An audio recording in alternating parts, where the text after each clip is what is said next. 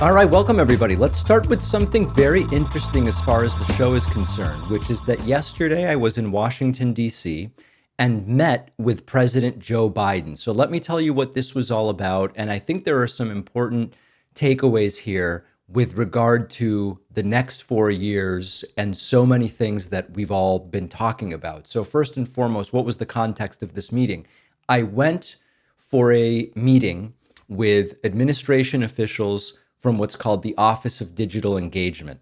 Now, for folks who have been following prior White Houses, there has been no such thing in the past. And so one of the things I've said that's been notable about the Biden White House is that such an office exists, a group of people specifically designed to be intermediaries between the administration and online creators like me as an alternative to the legacy corporate media being the only media apparatus that is even kept informed about what's going on at the White House or has access to the president.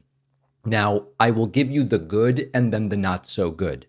The fact that it was a group of 10 of us, myself included, were invited was a great thing because it means they understand the importance, particularly in the context of Kamala Harris recently having lost an election in which she did not engage with online media, I would argue, anywhere approximating what should have been done. It's a sign that they understand the importance. It's a sign that they want to build these relationships. And of course, a lot of you are probably saying, but David, they just lost and they've got a month to go. And of course, that's really the problem. And I would kind of explain it this way. I spoke very candidly with everybody about what the right is doing correctly, how they build community. You know, one of the things we've seen post-election is that everybody who has been in the kind of Trump media ecosystem, they're all part of a very clear community. They're hanging out by the pool at Mar-a-Lago. They're obviously going to have significant access to Trump and top administration officials once they are sworn in. Comparatively, I expressed, this was not to President Biden. We only had about 15 minutes with President Biden, all 10 of us. But we had 2 hours total, plus then a lunch for a smaller group of us. I expressed my frustrations. As you all know, this is not anything that I've not been public about before, where when we want to have Pete Buttigieg on, the Secretary of Transportation, or when we've asked for interviews with others, we are either ignored or put into a sort of scheduling black hole where you're asked, what questions will you be asking? To which I always say, I'm not going to tell you that. That's not how we do interviews.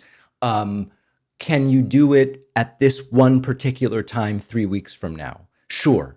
And then 3 days before, it's rescheduled. And then it's rescheduled again. And by the time we finally get to the interview, everybody's exhausted from the whole thing. They tell you you get 9 minutes, and it's not good for anybody. It doesn't build community. It doesn't give us an opportunity to actually build relationships with these people.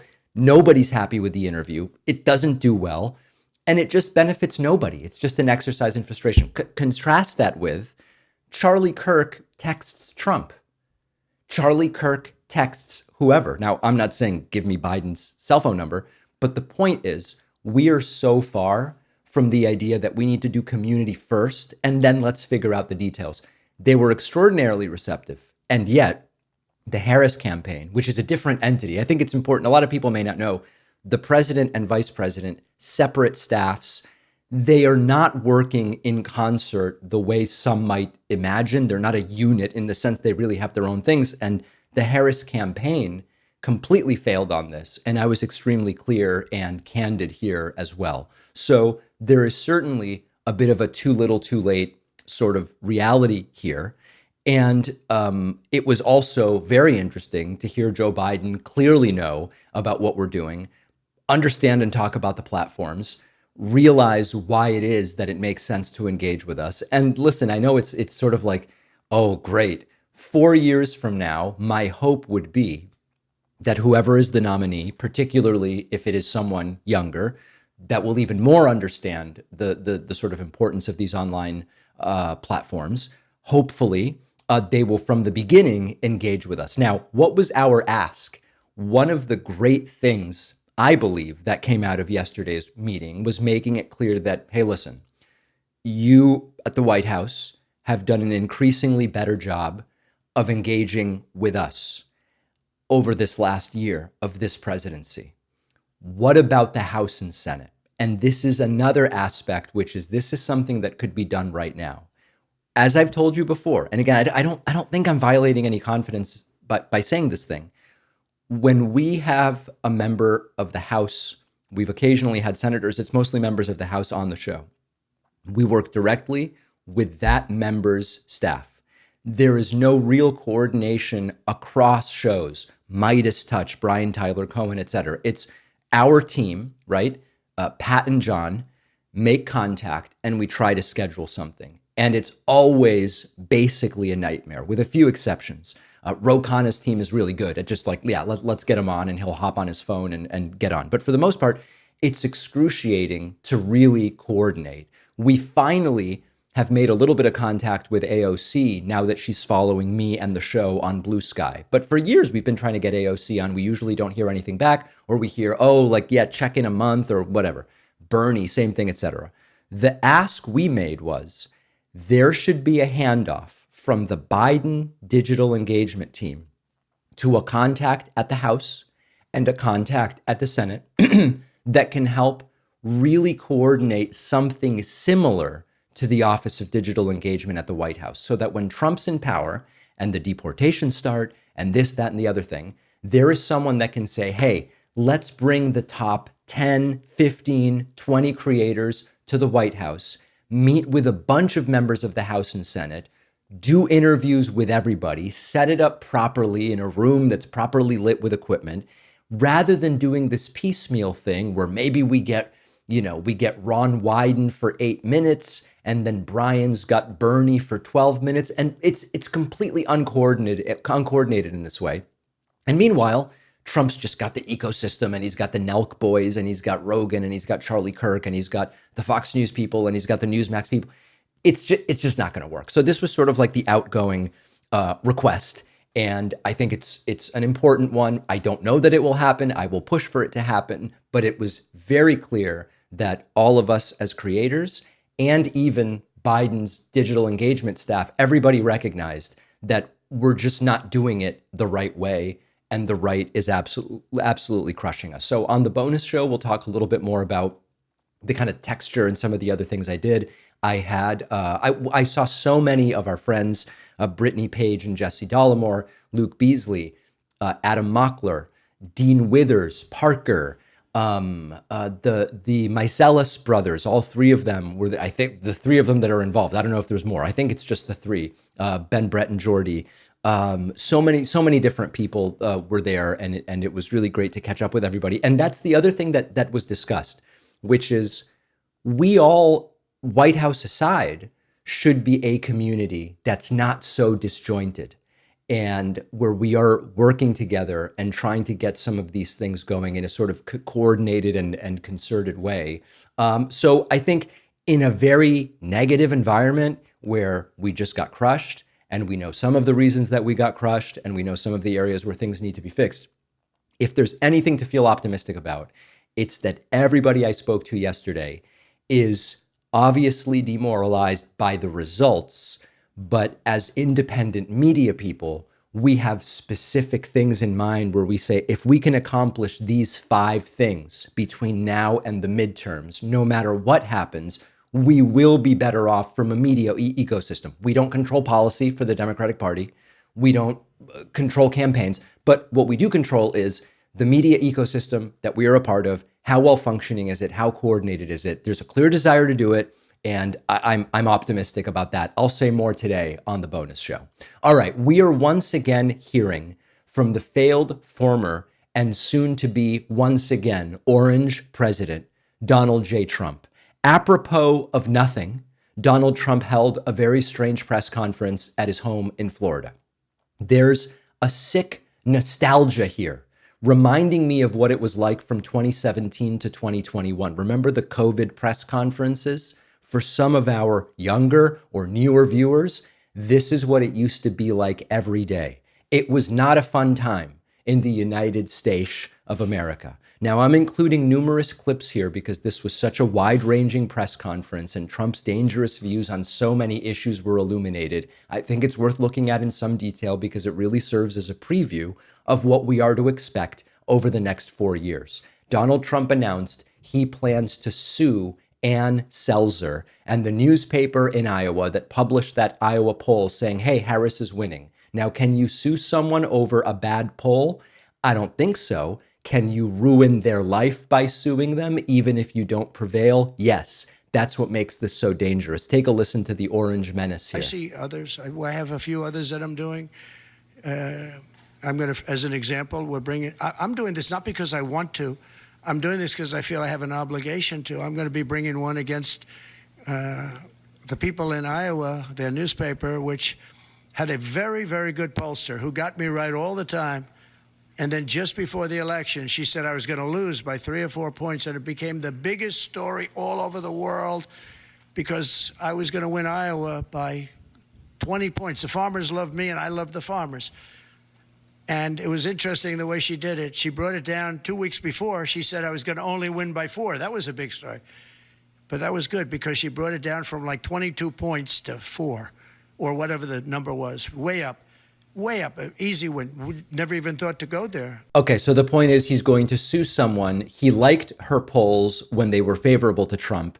She put out a poll that was wrong. And by the way, it essentially ended her polling career. She announced, I'm retiring after that failed poll. And now Trump says he's going to sue her. Once again, we have to believe that they're going to do the things they tell us they are going to do. And Trump is going to weaponize lawsuits, now riding high on the success of the ABC News lawsuit. Trump doesn't have to win these lawsuits in order for this to succeed. It's make it economically impossible for people to publish news, polls, or opinions that are unfavorable to Donald Trump. This was a topic at the Creator Summit yesterday at the White House, which is, are we going to be targeted simply because we have unfavorable opinions of Donald Trump? Now, Donald Trump also said that people who admire the suspected United Healthcare CEO shooter Luigi Mangione have a sickness. That's the way Trump explained it. United Healthcare shooting, the shooting of the CEO. New York. Can you give us your thoughts about that? And what do you make of the reaction around the suspected shooter? Does that tell you anything about how people I think about it's a terrible thing. I think it's really terrible that some people seem to admire him, like him. And I was happy to see that it wasn't specific to this gentleman that was killed. It's just an overall sickness as opposed to a specific sickness. That was a terrible thing. It was cold-blooded, just a cold-blooded, horrible killing. And how people can like this guy is, that's a sickness, actually. That's really very bad, especially the way it was done. It was so bad, right in the back. Yeah. Apparently, had Mangione gone up to the United Healthcare CEO from the front, it would have been a much more respectable assassination or something, I guess Donald Trump is saying. Trump asked about tariffs. Are you worried the tariffs will increase prices and hurt the stock market? The answer is, of course they will. Trump says, no, it's all going to be great. Are you concerned that tariffs might hurt the stock market rise that you have seen and the economy more broadly? Make our country rich. Tariffs will make our country rich. But won't they raise prices? Properly used. I didn't have any inflation, and I had massive tariffs on a lot of things. We put tariffs on steel. If I didn't put tariffs on steel, 50% and more, they were dumping steel in, China and others. I put tariffs on, and it stopped, and we took a fortune. We made a fortune on it. Tariffs, properly used, which we will do, and being reciprocal with other nations, but it'll make our country rich. Now, of course, Trump ignores that he is not carefully suggesting tariffs. He's saying, I'm just going to blanket tariffs. That's going to be it. And still not understanding how they work. Will he actually do it in the end? I don't know, but he absolutely says that he will. Trump rehashing some old favorites, insisting that the 2020 election was stolen from him. We had that election. If it were an honorable election, we wouldn't have had any of the problems that we're talking about right now. Putin would have never got it. You said that you could make that deal before you take office. Do you still think you could make that deal? I'm going to try. Will you ask Putin to give up Assad? Well, I hadn't thought of it. I think we have to get on with our lives. Yeah, that's a no. Trump is not going to ask Putin to give up Assad. Trump, of course, one of the things he likes to do is privatize. What can we privatize? Can we privatize Social Security? What could we privatize?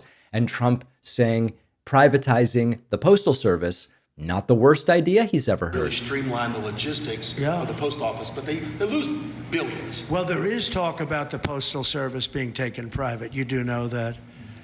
Not the worst idea I've ever heard. It really isn't. You know, it's a lot different today with between Amazon and UPS and FedEx and all the things that you didn't have. Now, remember, one of the classic playbook items out of the Republican playbook is make something really crappy and then use the crappiness you created to justify taking it private. Oh, public education is failing because we hate it and do everything we can to make it fail. Let's do voucher programs. Let's do religious private schools. Let's push for charter. Let's use the fact that we ruined public education to justify getting away from it. Same thing with the Postal Service. Let's make the Postal Service as terrible as possible. Remember, Trump put in Louis DeJoy, and then throughout COVID and the holidays and elections with the ballots, make it as bad as possible. And then he goes, it's not really working that well, thanks to me. It's not really working that well. Maybe we should privatize it. The issue of Gaza came up, and Trump's answer was a reminder that there is a canyon of difference between what Kamala Harris's approach would have been to Gaza and Trump's. Listen to this. You say that there will be hell to pay if the hostages are not released before January 20th. What does that mean? Well, they're going to have to determine what that means. But it means it won't be pleasant. Mr. President, it's not going to be pleasant, yeah? And we knew that. A world of difference, even though some said, I don't know, Harris, Trump, it's kind of all the same in Gaza. Quite a difference from Biden-Harris, that's for sure. On the topic of the drones / UFOs / stars / planets that have been confusing people in the sky, Trump ominously saying, something strange is going on here. Thank you. Good to see you. Good to see you. Can you comment on the drones that are flying around New Jersey ports? It seems like the American people have a big disconnect. The government knows what is happening. Look, our military knows where they took off from. If it's a garage, they can go right into that garage. They know where it came from and where it went. Do they? And for some reason, they don't want to comment. And I think they'd be better off saying what it is. Our military knows and our president knows. And for some reason, they want to keep people in suspense. I can't imagine it's the enemy, because if it was the enemy, they'd blast it out. Even if they were late, they'd blast it. Something strange is going on. For some reason, they don't want to tell the people. And they should, because the people are really, they happen to be over Bedminster. Well, you should know they're very close to Bedminster. I think maybe I won't spend the weekend in Bedminster. Thank you. Good to see you. So, of course, Trump kind of vaguely saying he knows and everybody knows what it is, but he won't say and nobody will say. I would assume that then on January 21st, Trump will tell us exactly what is going on. The sucking up that New York City Mayor Eric Adams did to Trump apparently is going to pay off. Because Trump was asked, would you consider pardoning Eric Adams, a Democrat? And Trump says, yeah, I would consider that. Consider pardoning Eric Adams? Yeah, I would. Yeah. I think that he was treated pretty unfairly. Now, I haven't seen the gravity of it all, but it seems, like being upgraded in an airplane many years ago. I know probably everybody here has been upgraded. They see you're all stars, and they say, I want to upgrade that person from NBC. I'm going to upgrade him. And that would mean you'll spend the rest of your life in prison. I don't know. Somehow, I'd have to see it, because I don't know. So he's going to consider that. And of course, it's a reminder that Trump's politics is a politics of personal loyalty as defined by sucking up. Eric Adams has done a little bit of sucking up to Trump despite being a Democrat. And it's sort of sounding like Trump is going to reward him. And then finally, Trump asked, do you believe there's a connection between vaccines and autism? We're going to look at that very strongly. Can I ask, just clearly, do you believe there's a connection between vaccines and autism? Do you believe there's a link? Well, I don't. Look, right now, You have some very brilliant people looking at it. I had dinner the other night with the head of Pfizer, the head of Eli Lilly, and RFK, as you know, and Oz. And we had, and other people within the administration that are involved in the medical. And we're looking to find out, if you look. Elements of medical, including the Wizard of Oz, are looking at vaccine autism very strongly.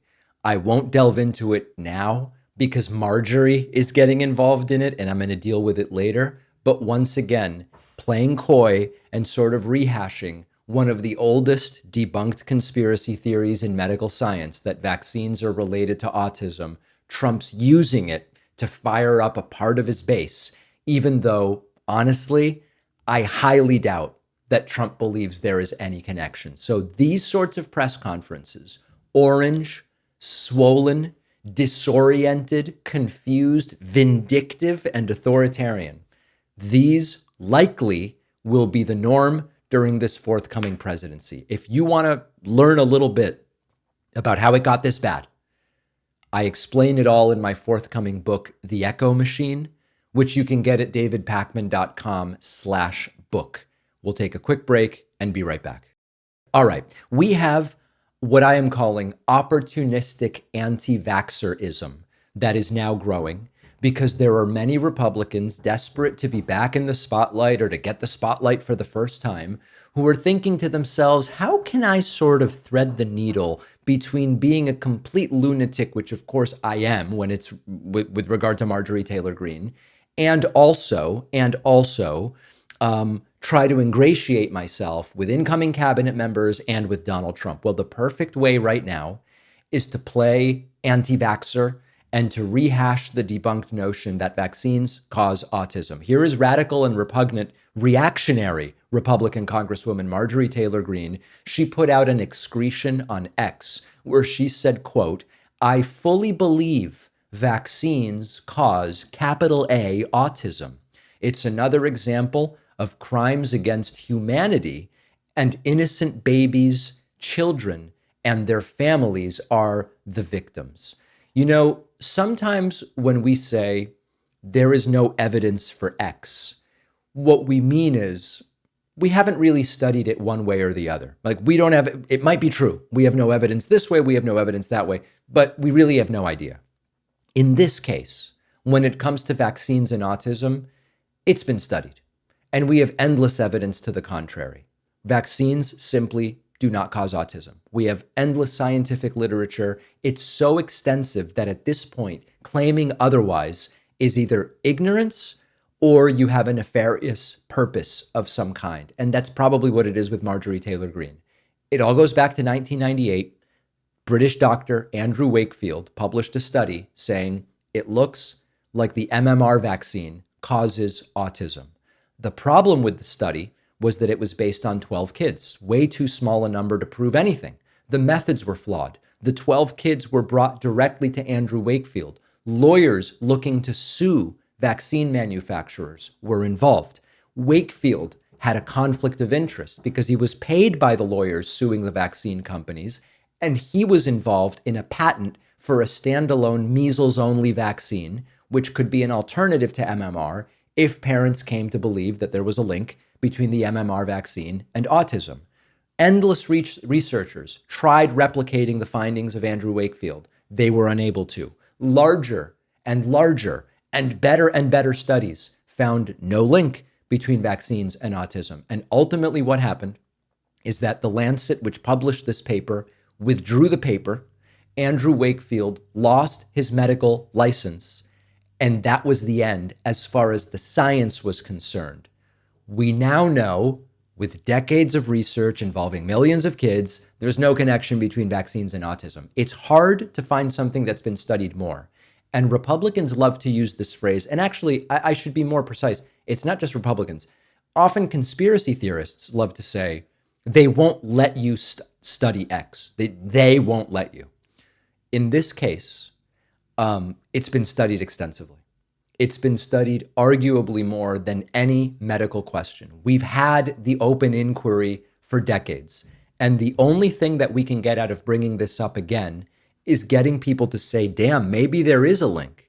Maybe Trump's onto something. Maybe RFK Jr. is onto something. Maybe I won't get my kid vaccinated.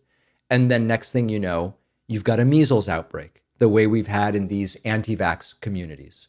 Now, on the question of why are autism rates going up, I know I've talked about it so many times. If you've been listening to every episode, I'm sure you're sick of this. We are better at diagnosing. We are more aware of how autism can present. The diagnostic criteria have expanded to include people in different parts of the autism spectrum. There are better services that are able to evaluate kids earlier. And it is possible that the actual rate, that it's not just a diagnosis issue, it's possible the actual rate of autism is going up. Older average parental age could be a factor. People are looking at microplastics or different things. Survival of premature babies that previously would not have survived, who may have a higher rate of autism, that could be a factor.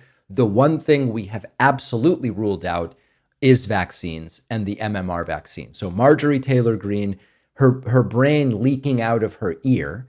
And then we go from the House to the Senate, because now there's also a senator whose brain seems to be breaking over this issue. In an attempt for relevance and celebrity, Senator Tommy Tuberville, I know, I'm no longer mispronouncing names, remember? I guess his real last name is Tuberville, not Tuberville.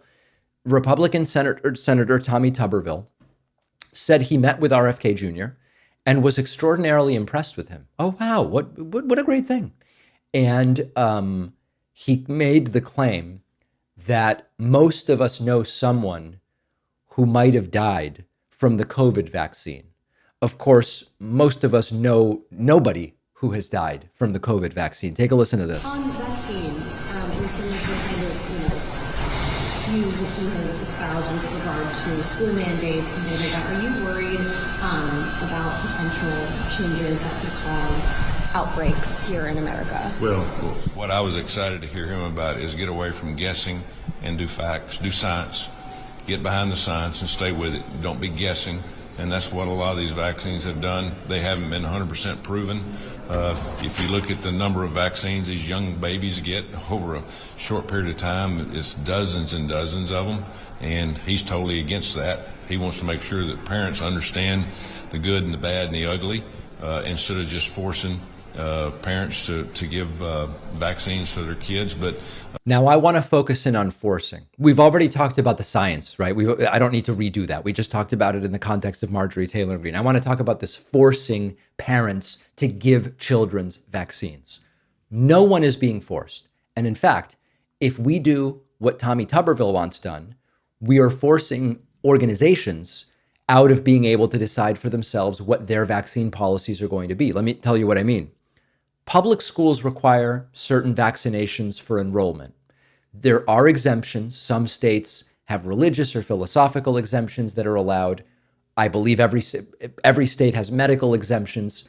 If a parent chooses not to vaccinate, they can opt out of public schooling. They can say, I will homeschool, or I will look for a private school that doesn't require vaccines. The alternative is forcing states and municipalities to not be able to determine their own vaccine policy. So the only person being forced in the scenario Tuberville is pointing out is saying the federal government is going to force schools to accept everybody with no vaccine policy. There are pediatricians who might have a policy. Our pediatrician says this. If you refuse childhood vaccines, we will not see your kid. You don't have to do anything. You can go to a different doctor. You can find, a naturopathic doctor that maybe has a different policy or whatever. Find a different MD. At our practice, we require vaccination as a condition of being a patient here. You don't have to do anything.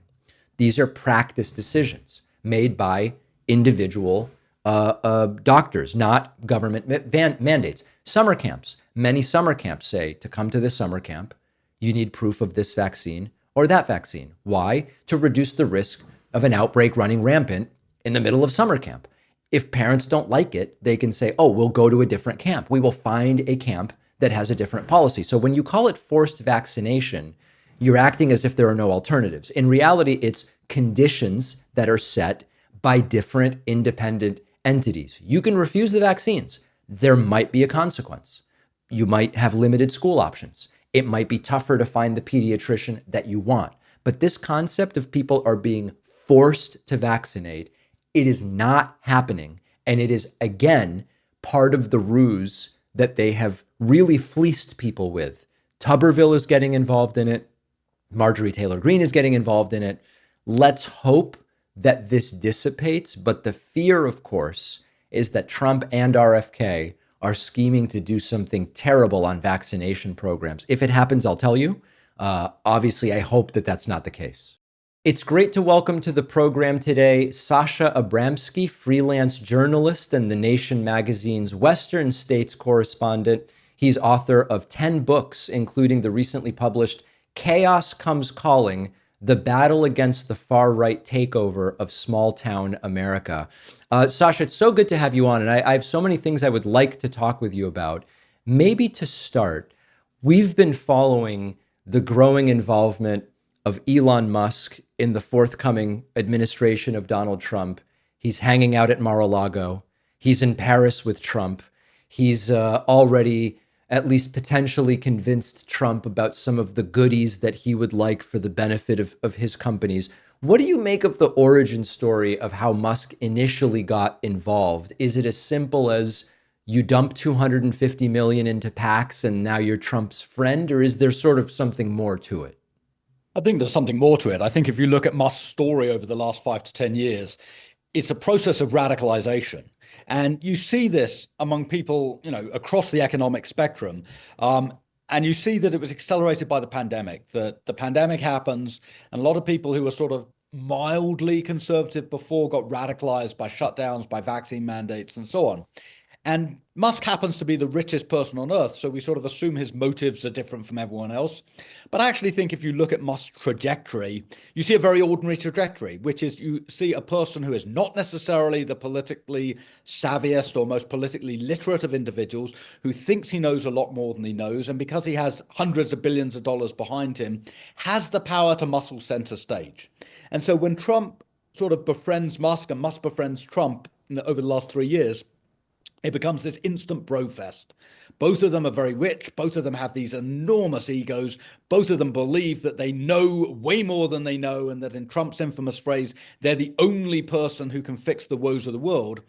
And so they form this sort of partnership that benefits both of them. It benefits Trump politically because he accesses all of Musk's, not just money, but also his social capital. And it benefits Musk because he now finds himself on the inside of an administration that is going to dramatically rewrite regulations, dramatically reshape the federal government's system of investments, all of which can now be used to benefit Elon Musk. And I think what we're seeing here, and Bernie Sanders has been tweeting a lot about this, we're seeing the emergence of an absolute unfettered American oligarchy, something we've never seen, even in the sort of wealthiest days of the Gilded Age of the 1880s, 90s, or the 1920s before the Great Depression. We have never seen the kind of oligarchy that Elon Musk, Jeff Bezos, and the other sort of center billionaires now represent. It's something extraordinary. I've even called it a kleptocratic, kakistocratic oligarchy, which arguably is even worse and more complex.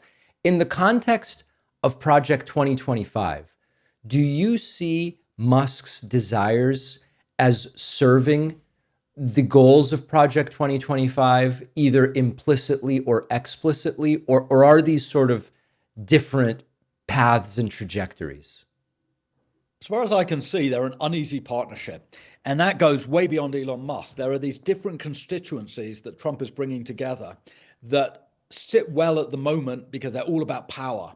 But when they actually have that power and then they try and implement their agendas, they're going in completely different directions. So you have the MAGA base, which is this sort of, angry, nationalist, xenophobic, racist base. You've got the Elon Musk crowd, which is essentially these sort of techno-utopians who believe that you can blow up existing infrastructure and then replace it with this sort of high technology utopia. You've got the Steve Bannon group, this sort of group that thinks very carefully about history and has really mapped out the way to a far-right revolution. And then you've got these sort of vaguely traditionalist groups, Marco Rubio might be the example here, who are entering the cabinet with this assumption, maybe like the conservative assumption during Nazi Germany, that traditional conservatives can rein the great leader in. Didn't work well in the 1930s in the Third Reich. I doubt very much it's going to work well in Trump's authoritarian America. But I do think that it goes beyond just a sort of Musk vision versus another vision. I think there are all kinds of competing visions. And here's the thing. When you are dealing with a strongman who only deals with people who flatter and favor him, you're going to have an awful lot of sycophants coming into that administration. And those sycophants aren't going to say what needs to be said. They're going to say what they think Trump wants them to say, which means you're going to have this brewing chaos and these brewing feuds, but they're going to exist below the surface. And they're all going to be circling around the sort of radiant figure of Donald Trump. It doesn't make for democratic politics. It makes for the sort of court, almost like a regal royal court that you saw in medieval Europe. It's something that the modern democratic world is really very unfamiliar with. You talk about, how Trump is impressed by a relatively narrow set of things. With women, he prefers women that he finds attractive. We know that. He gives significant preference there. He likes people who are wealthy. He sees wealth as a combination of, sort of virtue and proof of concept in some sense. When it comes to foreign policy, he seems quite smitten with more authoritarian strongman type leaders.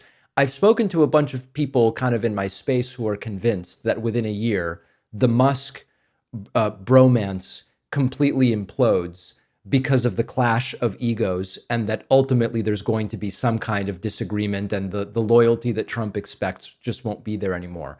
What do you think? Do you think it's bound to implode? I think it's likely to implode. You're absolutely right. Trump surrounds himself with baubles. He likes gold and glitter. He likes extreme wealth. He views wealth not just as a proxy, he views it as the be-all and end-all. If you are wealthy, you are valuable. If you're not wealthy, you mean nothing. All of his policies over his first term, and all the indications are that his policies over the second term, hew to this. They're policies designed to benefit the super elite, and they're policies that really don't help or in any way benefit everybody else. It's a mystery to me, and it's going to be a mystery to me till the day I die. It's a mystery to me how a man of his lack of morality and lack of empathy can claim the populist mantle. Because actually, he is the most plutocratic president in American history. His current cabinet and inner circle of advisors, which includes Elon Musk, obviously, is worth nearly $500 billion. He's appointing one billionaire after another billionaire after another billionaire to the offices that ordinary Americans need to maintain their access to Medicare, to maintain their access to Social Security, to maintain a clean environment, to maintain a workplace that's safe to work in. All of those areas are now being controlled by the super wealthy who have their own agendas. And you're absolutely right. Musk's ego is at least as big as Trump's ego. And when you have clashes of egos like that, very rarely does it last long in peace, because they do have their own agendas. And they have their own sense of what's right and what's wrong. Neither of them likes compromise, and neither of them brooks fools or people they view as being fools. So I think it's more than likely that at some point some kind of Twitter or Truth Social blast goes out from one or another of them, and that sort of détente goes. Maybe it's because Trump doesn't approve a deregulation that Elon Musk wants. Maybe it's because Elon Musk, wants to burn even more down than Trump wants to burn down. But whatever's going to happen, at some point, that camaraderie shatters. And I do firmly believe that. So we've kind of outlined many of the reasons why none of this is lining up to be good for sort of the average American, and in particular, small town America, as you write about in your book. You explain in the book that there is this seemingly unlikely coalition of Trump supporters that has come from many of these small towns. Now, when I try to look at it objectively, I see the first term policy was not good for farmers. It was not good in a lot of ways for small town factory workers in places like Ohio and Indiana, et cetera. So it seems, as is often the case, illogical that there would be this growing base of support in rural small town America. And yet, we saw it, and we saw a shift in that direction from 2020 into the 2024 election. What explains it? Is it a cognitive dissonance? Is it a misunderstanding of what Trump is offering? Is it more personality driven? How do you square it? I think it's a great question. Look, I've spent the last 30 years traveling around America, going to especially small towns and rural communities and writing articles. I've probably written 1,000 articles for dozens of different publications over the years. And when I go into those towns and those villages and those rural hamlets, I talk to people. I don't just sort of go in and sort of pontificate. I spend weeks and weeks talking to people. And so for my book, I was in two places. I was in a very small area in the Olympic Peninsula in Washington called Clallam County, and I was particularly focused on a little town called Sequim. And then I was in this right-wing county in far north of California called Shasta County, which has been right-wing for decades and has now become even more right-wing. And I talked to a lot of people. There was this incredibly charismatic barber called Woody Clendenin. There was an ex-Marine called Carla Zapata.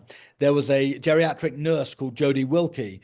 There were loads of people who had their own reasons for sort of going towards the right. And some of it was to do with a sort of maybe classically conservative narrative around guns, around regulations, around lack of sympathy for higher minimum wages and social welfare and things like that. But a lot of it was to do with the new right. Some of it was to do with sort of the rise of MAGA movement and the suspicion of mainstream media. And I think that's really important, that people just stopped getting their news from trustworthy sources and increasingly went to rumor mills around social media. And it broke down the concept of trust. I think part of it was the unique demagogic skills of Donald Trump. And I've never been one to sort of dismiss this guy and say, oh, he's just a buffoon, he's a clown. Mm-hmm. I've been reporting on Trump and on his language for 9 years, since 2015. I have immense respect for his skills as a demagogue. Doesn't mean I like those skills, yes, but he is an extraordinarily skillful demagogue. He knows how to find people's resentments. He knows how to exploit those resentments and those fears. He knows how to bring people together into a movement built around resentment of other people and other groups and other ways of thinking. So I think that was part of it. I think the other part, which is just so enormous and yet doesn't get discussed enough, certainly not analyzed enough, is the role of COVID and the pandemic.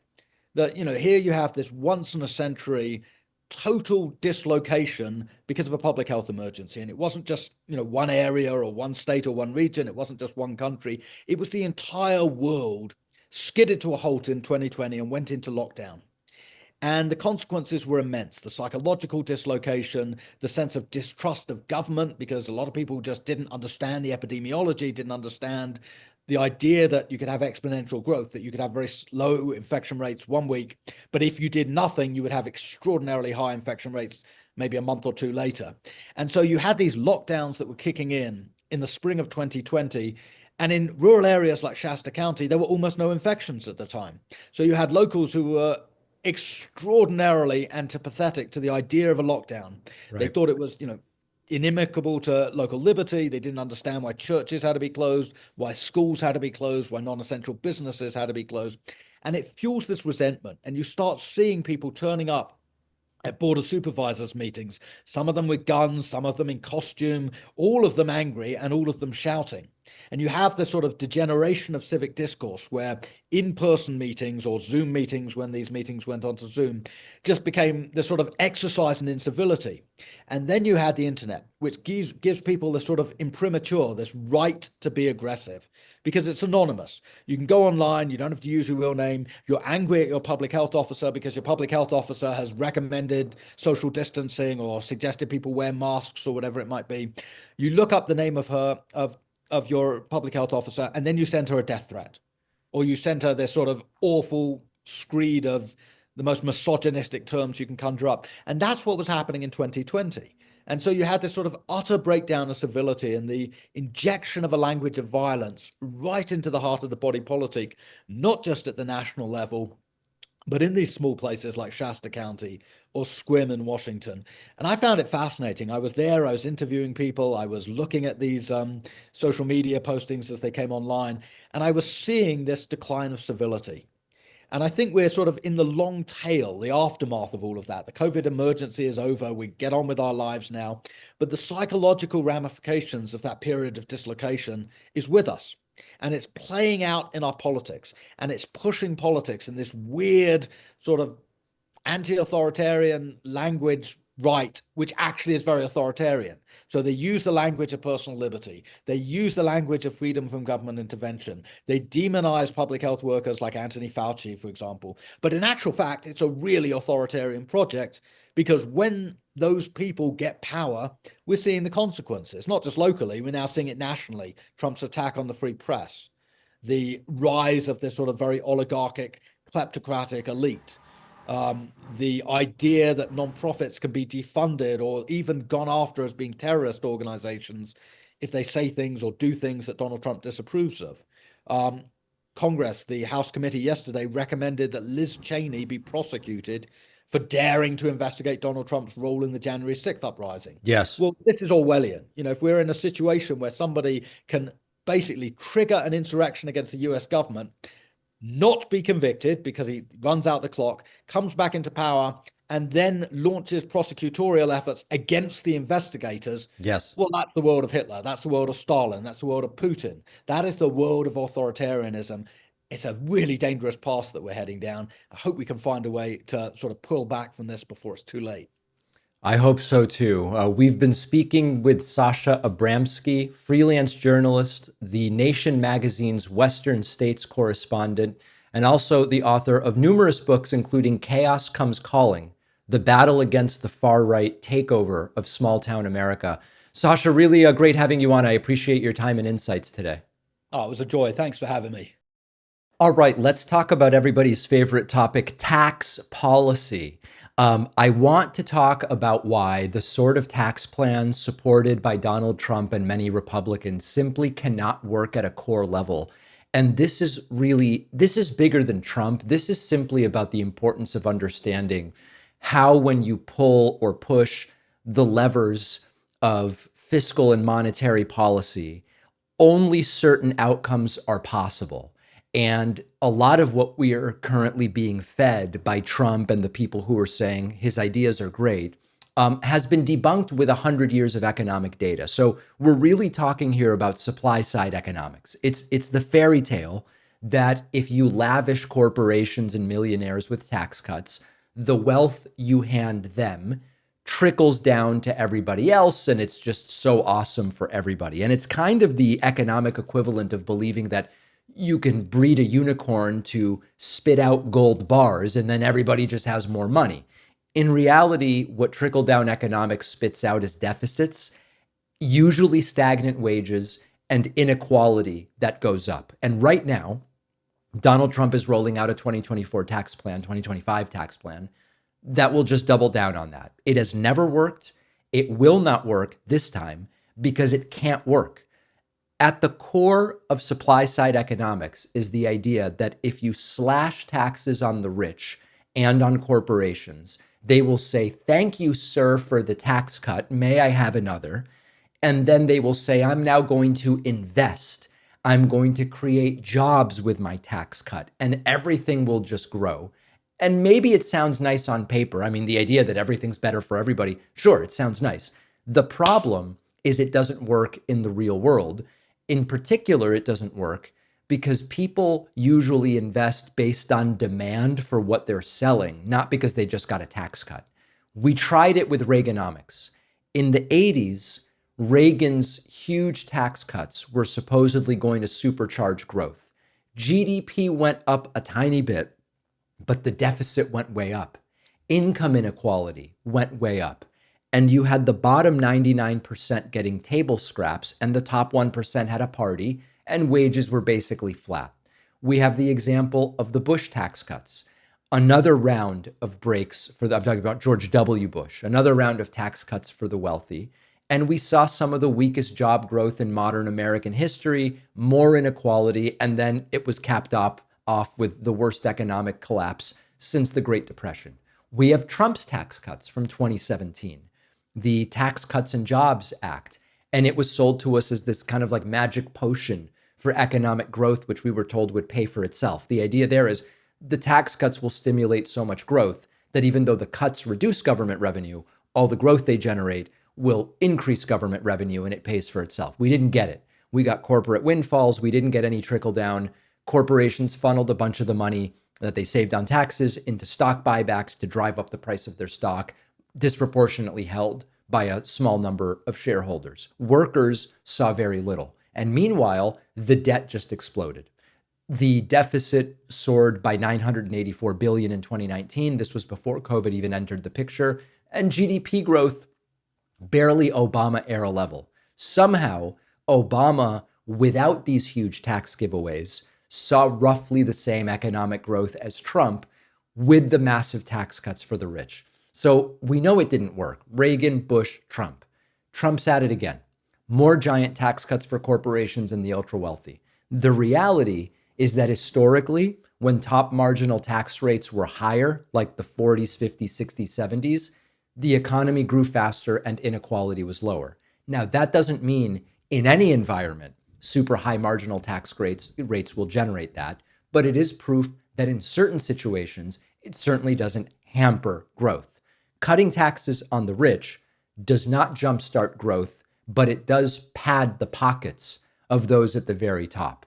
I gladly accepted Trump's Q bid giveaway to me and my business. I mean, sure, let me keep more money, fine. But I can't honestly argue that it was good for the economy. It just didn't do anything one way or the other. The point is there's not a secret conspiracy here. And even some right-wingers admit that supply-side economics does not work the way that they claim. What does work is investing in people, better educating the population, roads, bridges, and infrastructure so that commerce can happen more easily, improving schools, ensuring that lower and middle class folks have a basic level of access to healthcare and to services such that they can be productive members of society. That's called demand side stimulus. That does work historically.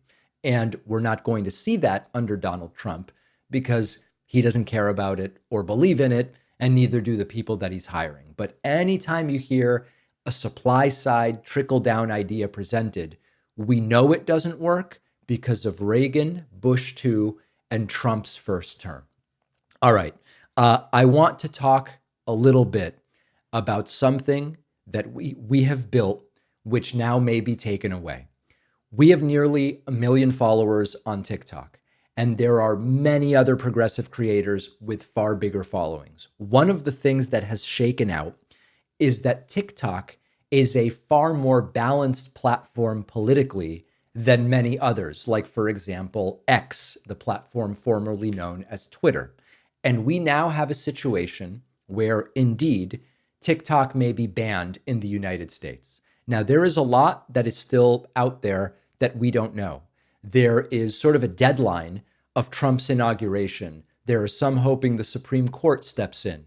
There are others hoping that a buyer steps in domestically to transfer ownership of TikTok US to the United States, which would allow it to keep going. But the idea here is that if none of those things happen, TikTok is going to be banned. Now, I will tell you the following. As we've been building our TikTok presence, I knew it might be taken away. We knew that because they've been kind of talking about the potential of banning TikTok for a while now. If it is going to be taken away, we will put in place a plan, the best plan we can come up with, to transition as many people off of it onto our other platforms. But as I've said before, I don't think it should be banned unless we have laws that apply to all platforms. And then any platform that doesn't meet the guidelines could be sanctioned or punished. I've given examples of this. If there was a law passed that says, if you want to operate in the US-based app stores and have the app available, here is how your data storage and privacy rules must be. If TikTok doesn't meet that requirement, they're banned. If Facebook doesn't meet the requirement, they're banned, etc. The point is, I have not seen a good reason to target TikTok specifically, despite vague claims about the Chinese Communist Party. Now, some may say, well, David, this is because you are on TikTok. Okay, my view was the same before we were on TikTok. And my view is the same about platforms I'm not, we're nominally on Snapchat. We have a much smaller audience on Snapchat than TikTok. I would be against the same thing if somebody said this about Snapchat. We need a set of rules that can be applied to everybody. Now, to the extent that Trump might save TikTok, I agree with doing it. I don't care who's doing it. As I will explain later this week, objectivity and neutrality are two different concepts. Bias is a third concept. I think that as outlined, the TikTok ban doesn't make sense, especially since it's one of the platforms where the progressive movement is actually holding its own. When I was in DC yesterday, talked to a bunch of other progressive TikTok creators who say, this is a platform that we're actually doing okay on. All of a sudden they want to ban it. Here's what Trump had to say about it. Month? Who? How do you plan to stop the ban on TikTok next month? We'll take a look at TikTok. You know, I have a warm spot in my heart for TikTok because I won youth by 34 points. And there are those that say that TikTok has something to do with that. Now, Joe Rogan did, and some of the other people that were recommended by my son Barron, he knew names. I said, who is that? Tell me, who's that? Dad, you gotta be kidding. I can't believe you don't know. And I did those interviews, and it was actually sort of cute, do you want to know the truth? But we did them, and that had an impact. But TikTok had an impact, and... All right, so anyway, Trump, as usual, confused. He didn't win young voters by 34 points. He's just constantly confused. But he may try to save the platform, and I think it would be good for the progressive movement. That's my view right now. If there are people in my audience who disagree and who think it would be right for TikTok to be banned, let me know. We've got a great bonus show for you today. We are going to talk about AOC losing a key vote for committee leadership to a Pelosi-backed 74-year-old. We're going to talk about a restaurant that wants to ban people younger than 30. There's an interesting legal question here, and we will discuss it. And police have identified a 15-year-old girl as the shooter in the Wisconsin Christian school shooting. We will discuss that and so much more on today's bonus show. Sign up at joinpacman.com. I will see you then.